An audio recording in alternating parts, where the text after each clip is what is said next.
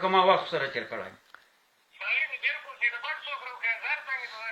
هغه ته مو ووایه او د پغمان ممتاز و هغه میرعلي خېلو ته مو ووایه ما سره بلدي قمندانان یې په دې کې ډېر غټ قتل ده څنګه تیږه له ما تېره شو په بل لګېدلې واړه تلپکي مې په ناس ساتلي ټول کلی راښکته ده خو داسې د خرڅو خوراک هم مونه کې ما سره یوه جمعه په دې جنګ کې دلته ایسار یې بس دا څه ورځې ایښې او ته ډوډۍ ته ولاړه ته ډوډۍ ته ځو حرکت راکړه او یو تیاره راوړځو یو تیاره حرکت راوکړه دلته به سروب دا وایه په دې مریضان مې نه پرېږدي دا خلقي خلق دي خلقي خلق دي کنه ورته حرکت راوکړه تایره ته هم ضرورت ده پیسې هم نیولي دي پیسې هم نه ورکړي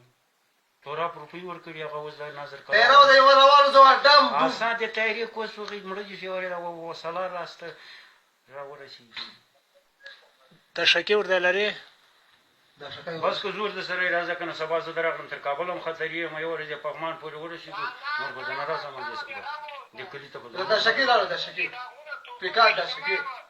او دا ممندو کې هم کیسه ده که راځي هغه ده که نه پغمانه پورې ورسېږو نور خو زه دې کلي ته نه راځم او قمندان دا شکې قتلیان یې شروع کړی قتلیان یې راباندې اچولی ده خوښه دې